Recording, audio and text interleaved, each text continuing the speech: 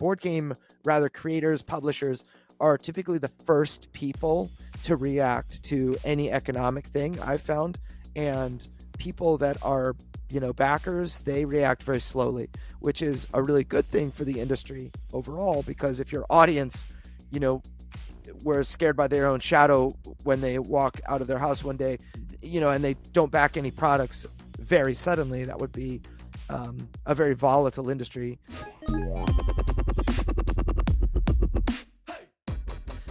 Hey everybody, and welcome to another awesome episode of Crowdfunding Nerds. I'm your host, Andrew Lowen, and I'm joined as always by Sean, and welcome to 2026. Holy cow. It's been a year. 2025 was a year. A significant year, and we wanted to talk about that on our annual predictions and review episode. So we want to go over the predictions that we made last year, at the beginning of last year, about what we think 2025 would bring. And so we'll reflect on that. We'll talk about what we think is coming in 2026 as far as trends and predictions. And then we'll talk about what some of the numbers are showing for the data year in review. So, and that's for the tabletop category, because we love tabletop games on Crowdfunding Nerds. So, where you want to start with our 2025 predictions and where we landed? Sure. Well, I think one of the most interesting ones that I sort of said, and I was almost saying it in response. I think you were talking about Elon Musk and Grok or something, and I said, and he was, oh yeah, you were saying something. He happens to be this really prolific, pro player in Diablo, or whatever. And I said, no, he's definitely faking that. There's no way that's real. And then shortly after that, I think it was about a month after that, it kind of, there's big controversy around Elon Musk of him faking or him buying his kind of Diablo account, getting people in China to play or whatever. So I felt vindicated right there. And it's great because it's like in history, it's there before the kind of controversy came out. I called it before it happened. So that was my prediction, that Elon Musk was faking his Uber gamer, cred, and he was basically LARPing as this pro gamer when in fact he isn't. And then we also said he might be the Antichrist, and so we said that he would reveal himself as AI. So we're still waiting for that part. Will he reveal himself as AI? He's not real. He's a robot. Yeah. Well, I think we can all agree that he's a robot, but that is he AI? I don't know. So all right, and then I think my biggest prediction that I totally missed was related to tariffs. We talked about how larger companies are going to freak out because of tariffs, which at the time that we made these predictions were not full on, or were not, they were just talk, like they're coming. And my thought was that we were going to see a rollout in similar fashion to what Donald Trump's first term looked like, where it was like separated into 4 different stages, and the final stages of tariffs were the more would be more damaging to U.S. companies. And so that was, the first wave of tariffs never actually hit board game products. And then, wow, I could never have predicted what a cowboy Donald Trump was going to be, with 145% tariffs. And then, the whole wars of tariffs between the U.S. and China. China really took a lot of battle damage from, economic battle damage, a lot more than they let on.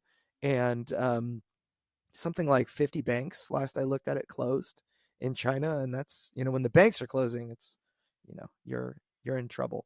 But there were, on the manufacturing side, there were a lot of things that my manufacturers were trying to do in order to make sure that the tariffs weren't as impactful. But there were a significant amount of, as a result of the tariffs. The 145% tariff didn't really last very long.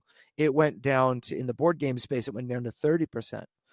But the instability caused a lot of people to hold off at whatever stage they were at. So if they were going to go to Kickstarter, they held off on their marketing a little bit.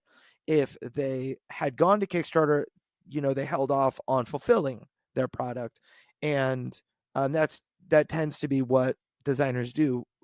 Board game, rather creators, publishers are typically the first people to react to any economic thing I've found. And people that are, backers, they react very slowly, which is a really good thing for the industry overall, because if your audience, you know, were scared by their own shadow when they walk out of their house one day, and they don't back any products very suddenly, that would be a very volatile industry.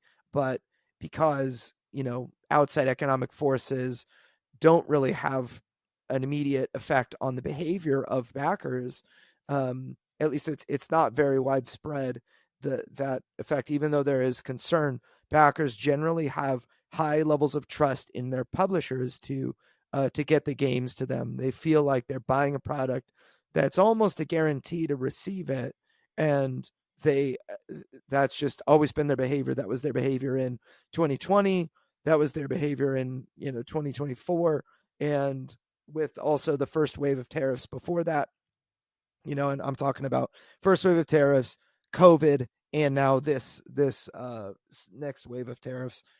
Just looking at it, something to keep in mind for next time when there is some sort of global event is that consumer behavior changes slowly, and consumers have a high opinion of publishers' ability to deliver and handle whatever those things are. And so if you are kind of on the fence in the future about some sort of cataclysmic thing impacting your business, just understand that customers are still going to back projects anyway. It's always good to evaluate each individual cataclysmic event for its on its own merits, but that's something to think about. But there were some pretty dramatic effects on fulfillment companies. There were publishers that went out of business due to tariffs, but every single case was not the publisher going out of business because of the tariffs. It felt like the tariffs were the last nail in the coffin for the publishers that were already running into problems. The one that we still haven't seen go out of business is Simon. They have, given every sign of being in dire straits, but they're trying their best to ride out the storm and come out the other side and fulfill all of their commitments, and which they have enough cash to do, but they had to let go of most of their staff and whatnot. So anyway, these tariffs currently, as at the time of this recording, tariffs are sitting at 20% for board game products, and I just didn't predict we would have a long-term tariff, and so I totally lost Yeah, I on that think one. you also said that tariffs won't affect toys and games, and that certainly wasn't the Rub case. it in, huh? But one of our it is a topic that's been on people's minds. I think one of our most popular episodes last year was Hirsch discussing tariffs. Hirsch is the Yep. Hero Time Manufacturing sponsors this podcast, and he did sort of a deep dive of what publishers could do. These kind of like tricks, ways you can kind of reduce the impact of the tariffs on your game, and he kind of outlined that, and that was a very popular episode of ours. So that clearly was on the forefront of people's minds. So yeah, I suppose no one knows the future, and you could kind of see these things in the distance, and then you don't really know how Yep. they're going to play out.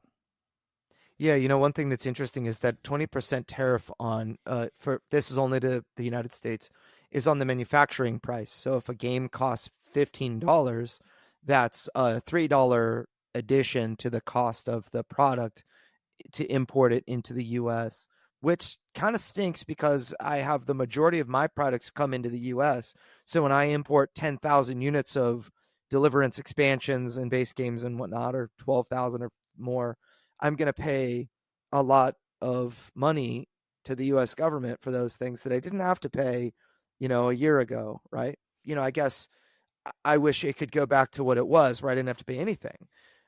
Taxes never seem to But go down; they always seem to go up, don't they? yeah, every year it's like, oh, we're seriously. reducing taxes this year. It's like every year it seems to go up. Eventually, Yeah. we won't have anything. We'll just be Yeah, slaves in income chains. tax was like a temporary tax that was put in place after World War II. They're Yeah. like, oh, just a few years of this, and yeah, it's been more than a few years. We still have it. So yeah, you're probably right. There's currently still on the docket of the Supreme Court a case that is challenging the legitimacy of Donald Trump using sweeping tariffs against China and his authority to do so. I'm really curious to see what happens there. My fear is that if China, if the Supreme Court says you exceeded your authority, you can't do that, then China is gonna misbehave. I would imagine, but we'll see. We'll see. I'm not sure. I'm not sure. Maybe it's worth making a prediction on that later, so I can expand on that later. Um, So so yeah, another go ahead. prediction of yours is that tabletop role playing games would grow, and maybe we can come back to this because we did create a spreadsheet where we compare 2024's results in terms of the top highest performing 20 projects versus 2025. When I was compiling that spreadsheet, from what I could see, I didn't see an overabundance of tabletop role playing games. I don't know if there was necessarily a massive growth in it. I think in 2024, the Stormlight Archive, the Cosmere role playing game, kind of, kind of outshone everything. So the data might be skewed for 2024, but even this year, I think there was a handful of tabletop role playing games, but Mm-hmm. I wouldn't say that there was more than usual, so to speak. Yeah, I think overall, tabletop role playing games actually raised less money, but there were many more projects that went live. So last year in 2024, or the year in 2024, there were 1,431 live projects that Tabletop Analytics counted. And this year, or in 2025, there were almost 1,800, 1,779. And so it's a significant increase. It's like However, the amount raised decreased.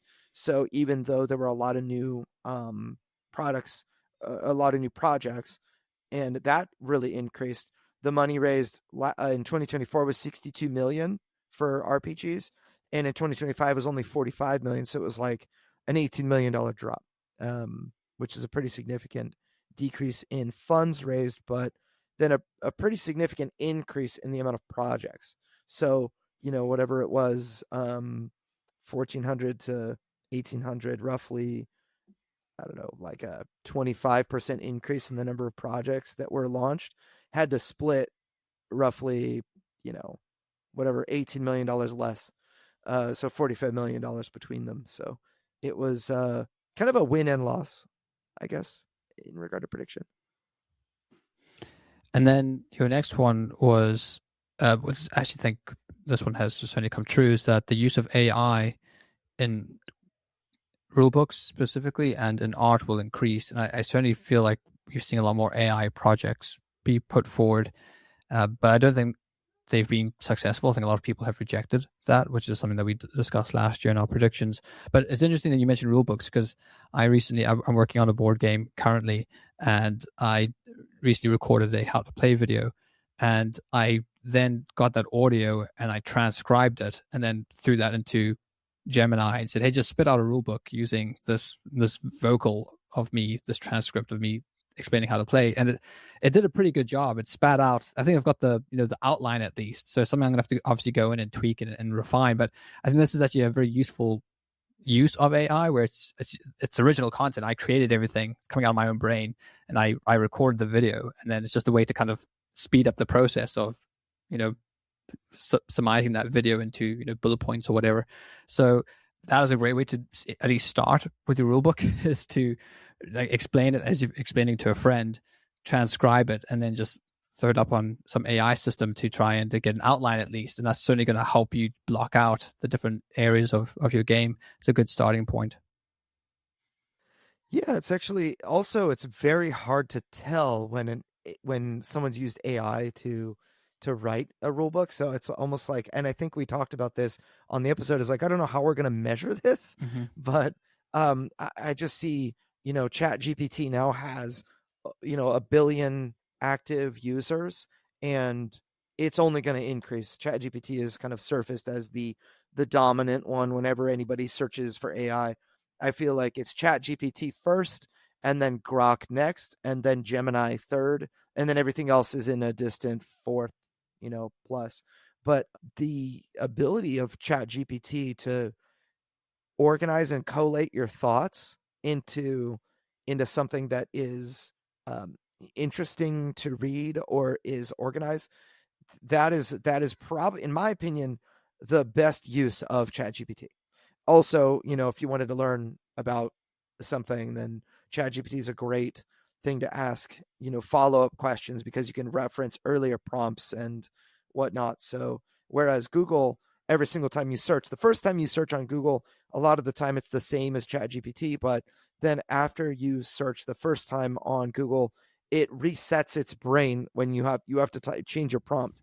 ChatGPT, you can ask follow-up questions, which are very interesting. And at the moment, Google, you can't with Gemini. It just kind of it tries to explain as much as possible and give you additional topics that you can look at that might be related, that might answer your questions. But ChatGPT, you can almost have a conversation with it and ask questions. So I see ChatGPT as continuing to be the most dominant system. I have predictions about that later. So okay. So yeah, I do think that's certainly been the case. The more people are using it to, like all technology, there's a positive use to it and there's negative use to it. And I think there is some positive uses to AI. As you just said, transcribing videos and being able to get out a rule book or an article that you can then go in and do. I think whenever you generate something with AI anyway, you're going to have to go in and manually review it and tweak it anyway. I wouldn't suggest anyone just record something, get AI to spit it out, and that's it. You have to go in. It's almost like it's like the first rough draft, and then you go in and you edit it and refine it. But yeah, I do see that that's going to improve. But yeah, in terms of our predictions next year, we can hold off talking about that. But I do think your prediction of people using AI more has increased, and we've certainly seen that. And then finally, within your predictions, one of the last ones, you mentioned that there would be a growing trend in tribal marketing. And I'm not entirely sure how we could emphasize that or codify that. But it certainly feels like it's the best form of marketing, to be sure, building communities and getting people in a space to interact with what you're doing. And so I don't know what your thoughts are on that prediction. Yeah, I think that one is the most powerful, undeniable force in marketing right now, is that people organize themselves into tribes of like-minded individuals where they have some central tenet that they can all agree upon. And so things like politics or religion or whatever don't divide them, because they can always say, well, let's kind of chill and cool it on that argument, guys. We're here because of this other reason. We're here because we love this game, and let's kind of keep focused on that. And it brings people, off the edge, right? Whereas on Facebook, you have people that are, unfriending each other over posts and whatnot. These tribal communities, you tend to have people of diverse views able to stand each other, because they're not there to, as long as it's being properly moderated, the bad actors, which represent like 1% of your community or less, as long as those people are controlled, the people of, well, I'll say like diverse views on core issues are going to play nice with each other. And there's actually a prediction that I have related to this, but I think that is a big win in regard to, it's probably the most accurate prediction I made. So I had two final predictions, which kind of ties into the spreadsheet that we're going to review in a second. And one was that I predicted that there would be less first-time independent publishers funding, that we would see more kind of bigger brands. And I think that's certainly the case, especially when we look at the data, at least the top 20 highest, almost successful projects on GameFound and Kickstarter. And then the other thing I predicted, that we'd actually see reduced funding amounts in terms of the top funding. Mm-hmm. And but we've only seen a small percentage decrease. I think it's only, in total, it's only a difference between $70,000 over the top 20 projects between 2024 and 2025. But there has been a slight decrease. I suppose if you also include inflation and those numbers, it'd be a bit more. But I would say it's pretty much the same, but there's been a slight decrease. So I have the 2025 numbers and the 2024 numbers here I've put in the spreadsheet. This all comes from Tabletop Analytics.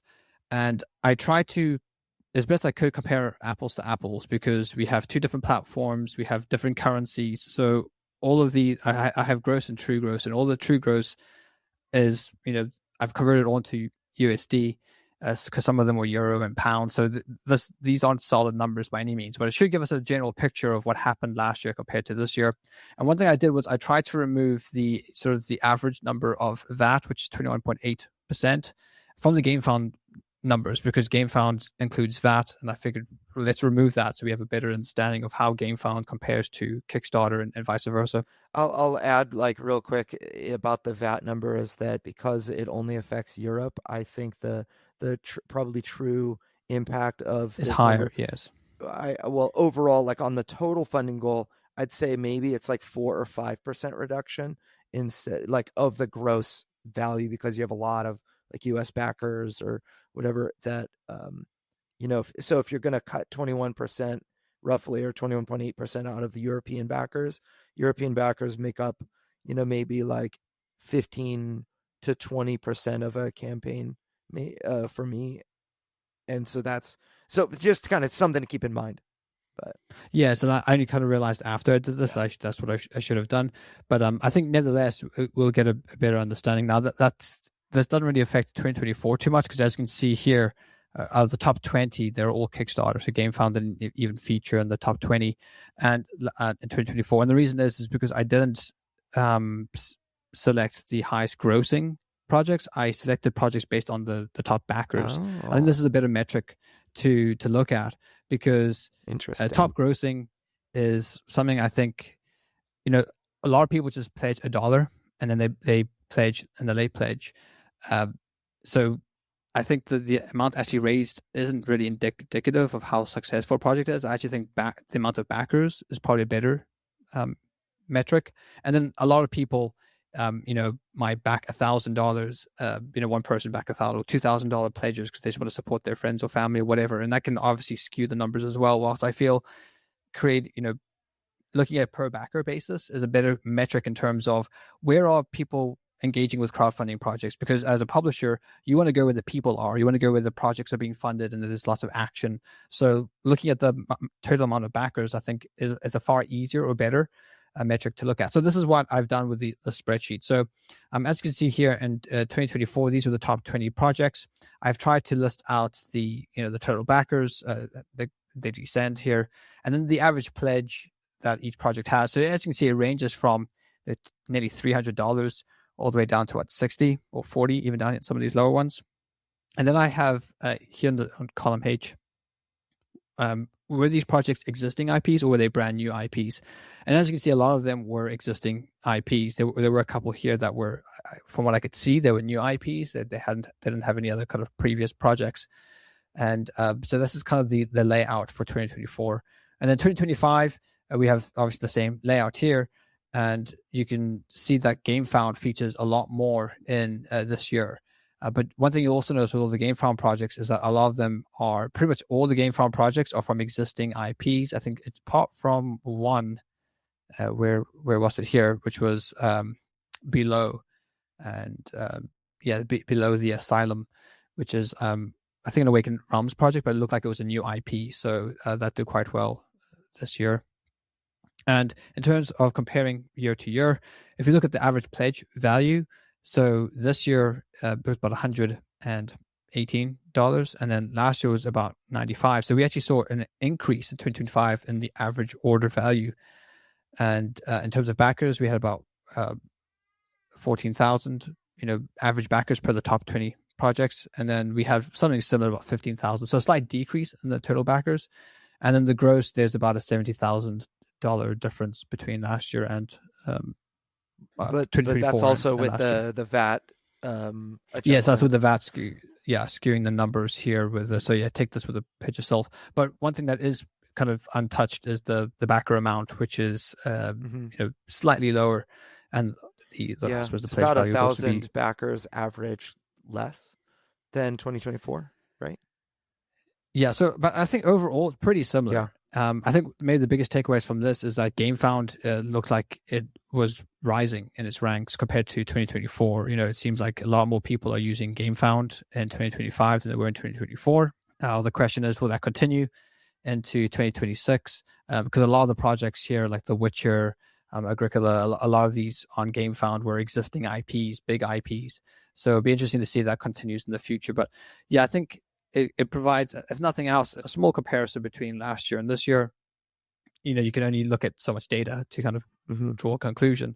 But from what I can see, there does seem to be a slight reduction in the amount raised, but there does seem to be a slight increase in the average pledge value. So I think people maybe are becoming a little bit more selective on what they're backing, and that's something to just keep in mind.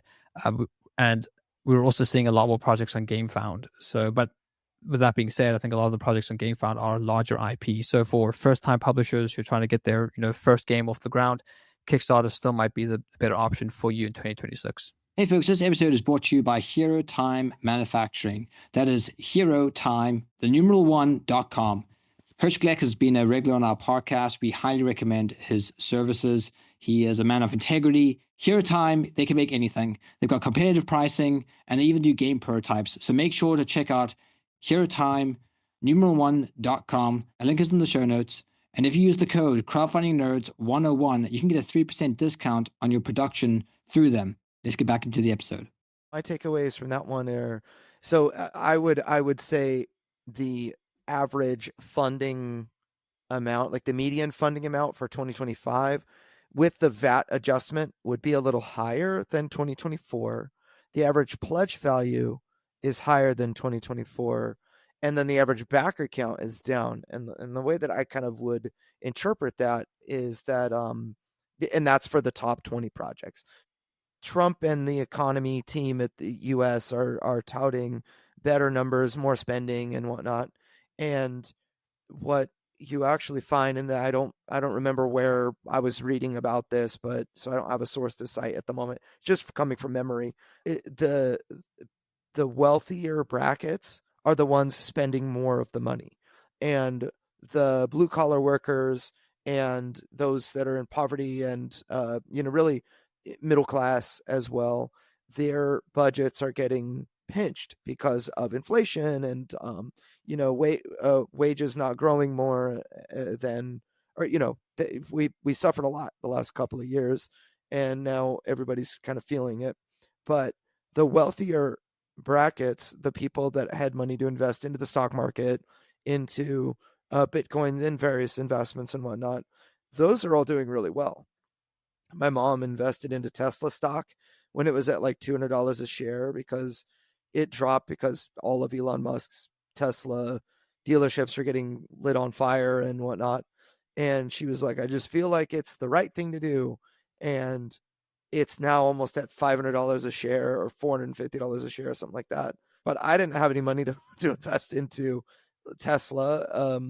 And it wasn't even on my like radar. Right. So I am just, I've got a lot of kids, so I kind of did that to myself. But I'm in one of these income brackets where, our finances are more pinched, right? And so I'm kind of seeing the trend of people that have more disposable income to spend are spending, and people that now have less are obviously spending on essentials and things. But the board games I've always considered a luxury product. The reason that I consider it a luxury product is because, you spend $100 on something, especially on Kickstarter in the hobby space. I wouldn't consider it a luxury product in like a game store, because you have different types of consumers that go to game stores than, let's say, shop on Kickstarter. And or game, when I say Kickstarter, I mean any crowdfunding, Kickstarter, GameFound, BackerKit, etc. So I guess the way that I look at it is, projects like The Witcher Legacy, which just finished, it's GameFound's highest funded project at the moment, really a big success for them, and Go On Board, which I believe is the company that launched it. The people that have money or that have more disposable income in those higher wealth brackets are backing crowdfunded projects like that. Just a kind of a gut feeling based on the economy and all of that. But then also, if you look, I've got Tabletop Analytics open, and I have more access. I think you can get it if you create an account, but this chart that we're looking at are all the projects in the tabletop RPGs, so board games, RPGs, accessories, and other tabletop related items. So overall, you can see in 2024 versus 2025, there were many more new projects. It's a pretty significant increase, over 100 new projects, which is, I don't know, whatever percent increase, but the projects by new creators, roughly the same ratio. In 2024, you had 31% of all the projects launched in crowdfunding were by new creators. And in 2025, you have 33%, so very similar number. This 1,000 extra projects is a pretty big jump over the previous year, where you had roughly like 500 or 400 more projects. So the year 2025 saw a huge increase in the amount of total projects recorded on Tabletop Analytics. Now, what I'll say about this is that GameFound and BackerKit were added in the year 2025. So the data is going to be slightly skewed by that. I believe GameFound had 300 projects in 2024. And so, maybe let's just say they have 500 in 2025.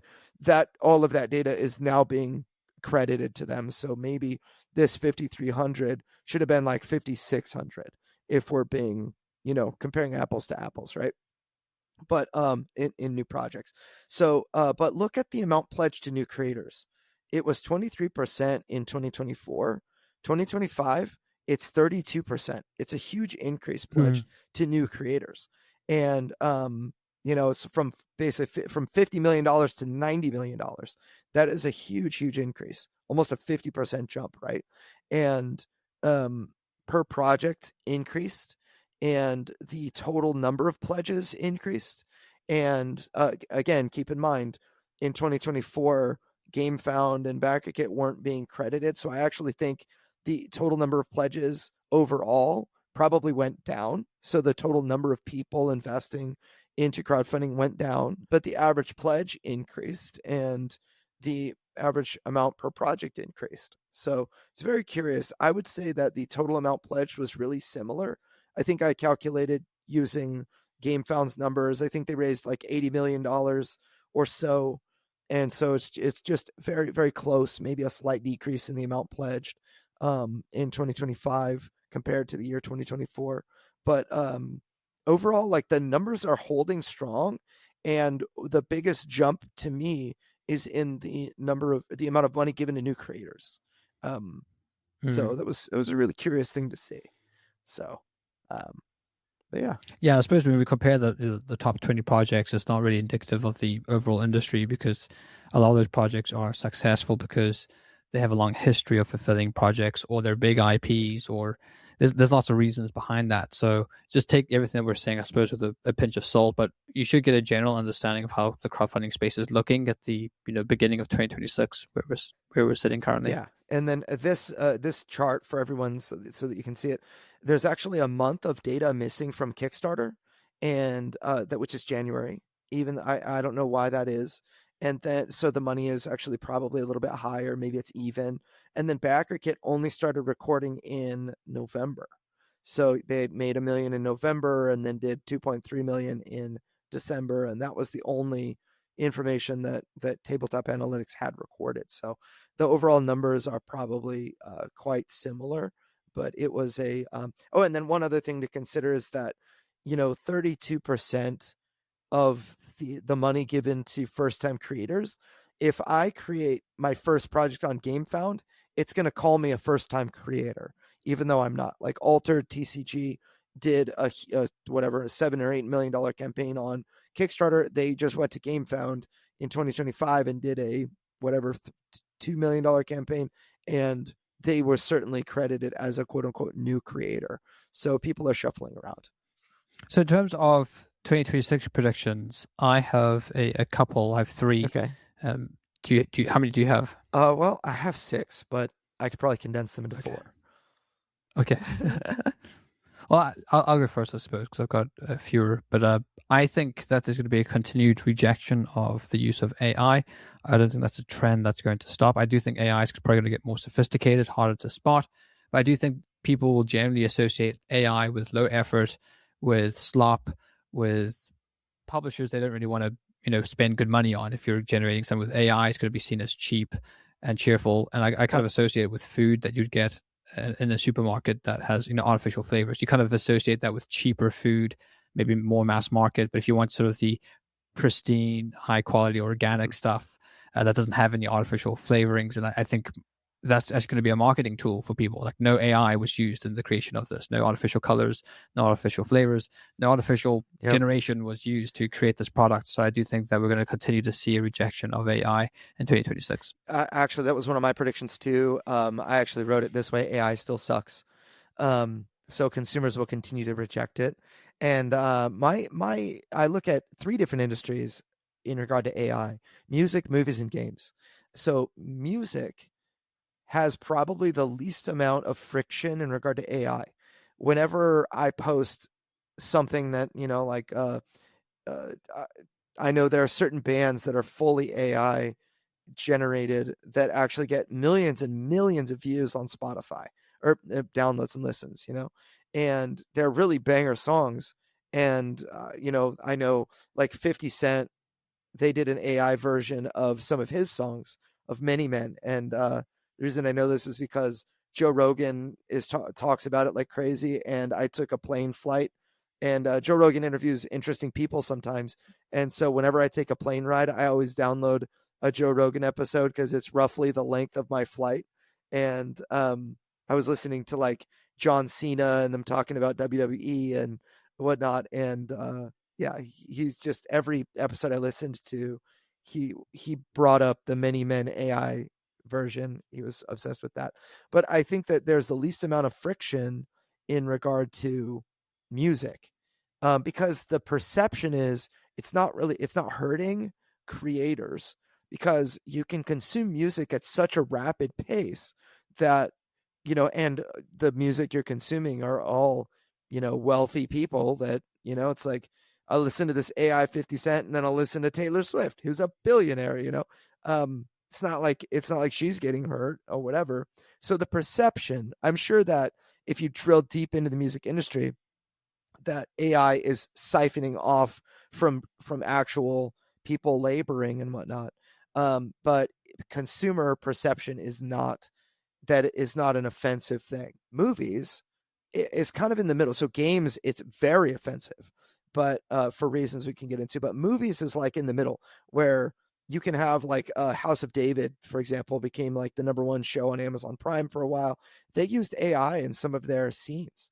The angels falling from heaven in episode 6 is there's a lot of that's AI generated, which is you wouldn't naturally think that it was, but by using AI sparingly, it looks real. So that's kind of a middle ground of, sometimes people are annoyed and angry, and other times it's fine. McDonald's, I want to say there's another company, McDonald's did a commercial that's entirely AI. Oh yeah, and Coke. Everyone hated it. They got blasted for that. It was horrible PR for them. And so there's, I just think customers don't like AI. They don't like AI because it feels low effort. It feels very low effort. And in fact, I think the McDonald's, or one of the 2 ad agencies that were that did this, they were like, oh, we stayed up for weeks and weeks, and we generating prompts and whatnot. It's so funny, dude. Like, trying to tell me how little you worked on this without telling me how little you worked on this.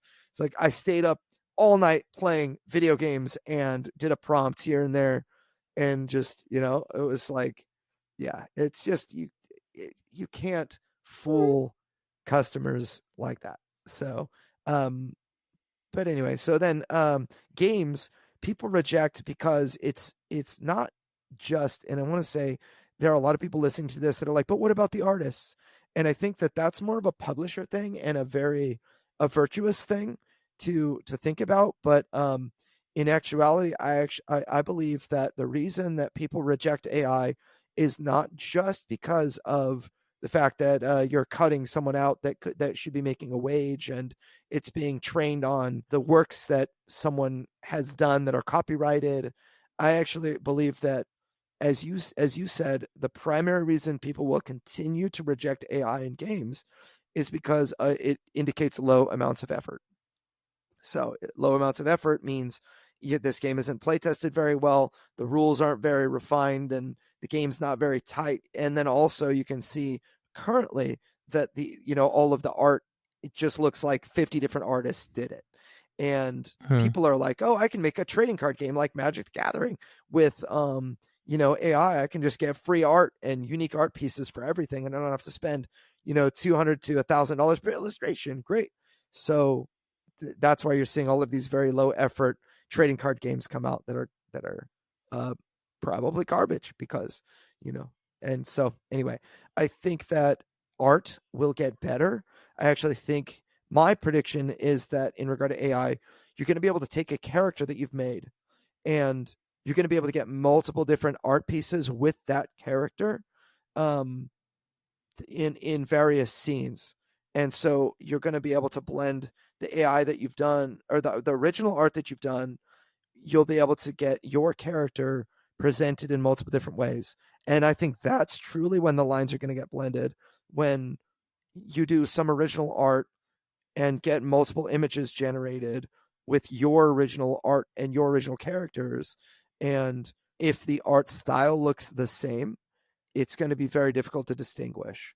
And so you might have some, I would call them bad actors, that say, yes, I did. There's no AI in this game. And it really is all AI, or half AI, so that's maybe a prediction that I have, is that AI will be used in some cases in games and people will get away with it. There's going to be backlash though. People will hate it. And so that's there you go. So what's your next prediction? Well, it's somewhat related to AI, and then I think we can shelve the AI discussion. But my next prediction for 2026 is that AI will replace search in a lot of ways, and this is something that publishers need to keep in mind. So I do know that Reddit is a spot that a lot of these AI models use to reference different things. So you might find being a bit more active or on organic marketing on forums or on Reddit or someplace on the internet where AI can crawl might actually be useful to promoting your business. So if someone types in, hey, give me recommend a Angels versus Demons board game, and then because there's been certain organic posts on Reddit or on different forums, then they can spit out, oh, Deliverance, blah blah blah. So I do foresee that this is an opportunity for publishers to start doing AI search optimization. And in fact, we've actually earned some clients for crowdfunding nerds through AI prompts. And this is largely due to the articles we release, largely due to the podcast that we have, and also Reddit. Sometimes I'm a bit active just on going on Reddit and kind of pushing people towards what we do. So I think all that kind of helps. And I think that this is another area in the future where publishers can start tapping into these areas and leveraging these types of things. Definitely. I think that adding value, finding a place on Reddit in particular, because Reddit is currently the number one website that AI draws from. It's a very small percentage, but it's the largest of all websites. And so if you find a subreddit that fits whatever it is that you're doing, let's say like tabletop games or whatever, and you focus on adding value to that community, you can seed whatever it is that you're writing with things that will train AI to mention you. So something to think about. We at Crowdfunding Nerds, we have our other brand, Next Level Web. We deal with SEO a lot, and this is something that we're doing for all of our clients as well, because I too agree. I think it's going to be like 2 years that AI is going to kind of match Google, and eventually Google's going to get overtaken, which is why Google is investing so heavily in AI itself. But I do believe that ChatGPT is really going to eat into Google. And this is one of my predictions, is that ChatGPT is going to get monetized with ads and featured snippets. I think that right now you can have you can pay monthly to have like a smarter version of ChatGPT, but I think that you're going to be able to pay to have mentions or to put content into ChatGPT that it remembers. And that's going to be something that I think that it's not going to overtake Facebook ads right away. I think that the people who use ChatGPT are currently Gen Z, younger generation, like people that search on AI. Everybody's still using Google. All the moneymakers that have disposable income are still using Facebook. So I don't think that, old habits tend to die hard.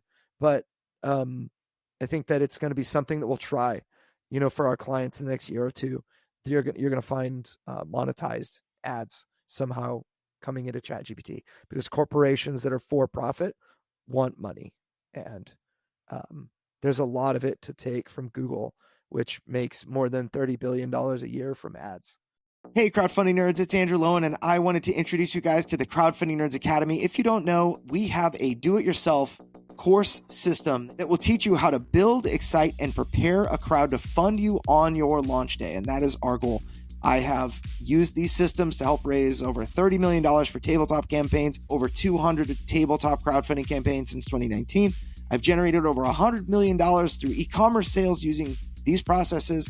These courses teach you how to replicate our results. They're made for the small creator. Over 150 of those people were first-time creators. These courses contain hundreds of hours of podcast discussions and tons of details that are almost impossible to find on the internet. And they have been distilled into concentrated courses that you can absorb quickly. They are designed to generate results. We hold nothing back. Visit crowdfundingnerds.com/academy to learn more, or just Google search Crowdfunding Nerds Academy. Back to the show. So I have another prediction that was kind of related to things we discussed earlier. My kind of, we'll call it my first prediction, is that BackerKit drops and GameFound rises. Interesting, because my prediction is that GameFound will struggle in 2026. So I'm interested to hear. I'll give my reasons after you give yours, so we can maybe have a discussion about that. Yeah. So first, BackerKit. I think BackerKit has been, the third place in the crowdfunding war, and I haven't seen anything amazing out of them this year. And I really hate to lead with a negative, but I feel that BackerKit, they've gone out and publicly raised money to to try to grow, and I think that I see a lot of contraction coming from BackerKit. They may actually, I'm not sure what they'll do, because they can't be in the pledge manager business, because Kickstarter is trying to take that from them, and GameFound has their own pledge manager, and the crowdfunding business is being dominated by GameFound and Kickstarter. So I'm not sure where they go. I think they'll continue to fade, unless they reinvent themselves somehow. But which I don't want to count them out. They've been around for a while. So GameFound rises. So the prediction I made in 2024 was that GameFound, you would have companies that used GameFound switch back to Kickstarter, and that has not happened at scale yet. The one company that I was looking at, which is Simon, ran into their own problems because of the Chinese tariffs and other factors that were plaguing them, like a lot of projects that they needed to fulfill, like more than 10 projects they needed to fulfill. And then you have other companies like Go On Board that are crushing it with GameFound. The Witcher Legacy is their latest one that's done really well. And like you said, there are more raw backer numbers that are present on GameFound. And I'm actually finding that my own personal behavior, I get more information on what's happening on GameFound than I do on Kickstarter in just my regular day-to-day, because GameFound's app is fantastic. Well, the way that they push notifications and other things, it's I think that they generally do a better job than Kickstarter does, and I think that GameFound is going to be pressing its advantage in the tabletop space this year. I think that they are going to at least maintain a strong number 2 position, but Kickstarter, I think, is going to potentially lose a little bit more market share to GameFound. Okay, interesting. And because one thing you said last year was that GameFound will increase in backers but stagnate with big creators. And I think we actually saw that. I think that prediction that you had was correct, where we did see it grow in backers, but it grew with backers on projects that already have large existing audiences and IPs. And so my prediction for 2026 is that GameFound's actually going to struggle. And it's not because I don't think GameFound's not, it's not a great platform, and it hasn't done a great job at creating a platform and growing a community. I think it's going to struggle because Kickstarter has closed the gap with a lot of the technological advantages that GameFound currently has. So when you're looking at the two platforms now, you're really just talking about audience size, and I still think Kickstarter comes up on top. And I think because GameFound has that narrow audience, it will always suffer from a smaller demographic of people, whilst Kickstarter will always have that larger demographic of people. It's kind of like difference between like YouTube and a different video platform. YouTube has everyone. If you've got something, it's going to get views on YouTube. But if you have something that maybe is a bit more politically leaning, Rumble might be better there, or something that's more privacy focused. Odyssey is there, but you're going to get more views on YouTube. So I think there's going to be the same sort of approach with Kickstarter. So I do think GameFound's really going to struggle in 2026, and I wish them the best. I don't. It's not like I want to see them fail, but I do think they've got an uphill battle that they're going to have to fight. And what I'm seeing currently from the data is I'm not seeing a lot of new creators go to GameFound and thrive. I'm seeing a lot of established publishers go to GameFound and thrive, which is great for them. But when it comes to building an ecosystem and kind of building people up, now that might just take time for that to happen organically. But currently, I still think that there's a lot of advantages that Kickstarter has over GameFound, and I do think moving forward that GameFound will struggle. Yeah, I'd say my general advice is if you're launching one project in a year, maybe Kickstarter is the place that I would start with and say why should we use GameFound? If you're launching several projects in a year, then I think it becomes a lot closer. And then if you are launching anything with intellectual property that will get news and be, get audience eyeballs, regardless of where it is, Kickstarter or GameFound, I actually see GameFound as a very strong competitor because if you're bringing the audience anyway, then I think currently GameFound's technology is superior. And the overall user experience on GameFound is superior to Kickstarter. So, if the audience is negligible to you, then, you feel like you're going to get it anyway, like, Chip Theory Games with their Elder Scrolls game, or, go on board with The Witcher Legacy, or, whatever that company is that did Cyberpunk. They're going to get lots of news and people are going to learn about it regardless of what platform. So I think that that's something to consider, if depending on what state you're in. Also, the type of project you have. I think the lower budget that you have, the more, maybe the lower pledge cost that you're asking people to put up. I think the lower, then it leans toward Kickstarter. Higher would lean toward GameFound. And, unless you're, let's say, like Tiny Epic.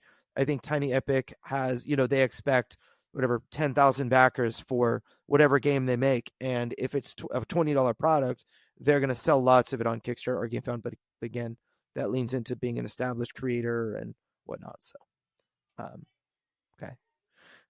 So then I have one that is game related, and then one that is related to that tribal marketing. Those are my last two. So the first one is, more massive campaign games are going to be launched in 2026, but the money is going to be much more concentrated at the top with these types of games. So you have huge games that have launched that are, have 100-hour plus campaigns and or 50-hour plus, I think that is a trending thing with creators where they're all like kind of working on, the people that are working on things you've never even heard of. They've been working on those things for 5+ years. And I think that they are still going to see success in 2026, but that campaign games that have a shorter time commitment are going to be the things that actually rise in popularity among end users. So, and, there are going to be, like I said, the massive campaign game that's 150 hours, like The Witcher Legacy, for example, that did a huge amount of money, over $12 million. They're going to still make a lot of money, but I think that lesser known campaign games, it's going to be a lot harder to get backers to jump in when 2024 and 2025 were filled with them, and people have at least one on the shelf that they haven't even opened yet. Between Eyes of Varying Guard, Iridia, you've got, I think, one example of this is Chip Theory Games Elder Scrolls. That is roughly, 15 hours to complete, maybe let's say 20 hours to complete an entire campaign. And, you can just sit down, play for a few hours, and pack it up, and you're not on the hook for 100 hour or 96 more hours of campaign, but you're able to play one campaign for 20 hours, put the whole game away, play other things, bring it out when you're craving it again. And I think games like that are going to do really, really well.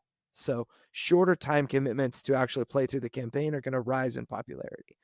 So that's my thought there. Yeah, I think we are going to see a rise in the small games. I think we saw that this year with Flip 7 being very popular. Another example is one of our client of ours, Thunderworks Games. They have a game called Flip Tunes, and it's a small game, and it's sold out. It's sold very, very well. And I think as you're right, they're going to buy these big box games, realize actually you don't have the time to play this, and they're going to go back to like small games and maybe play more of those. So I actually do think that we're going to. I don't know if this is going to impact crowdfunding too much, but I do think generally we're going to probably see people gravitate towards smaller games, which are quick setup, fun. Because I think a lot of gaming is moving towards vibe gaming anyway, where the actual systems become less important than the art and the feeling that people have while playing the game. So as long as the game can kind of capture those feelings, then I don't think it really matters whether it's a tabletop role-playing game or board game or card game.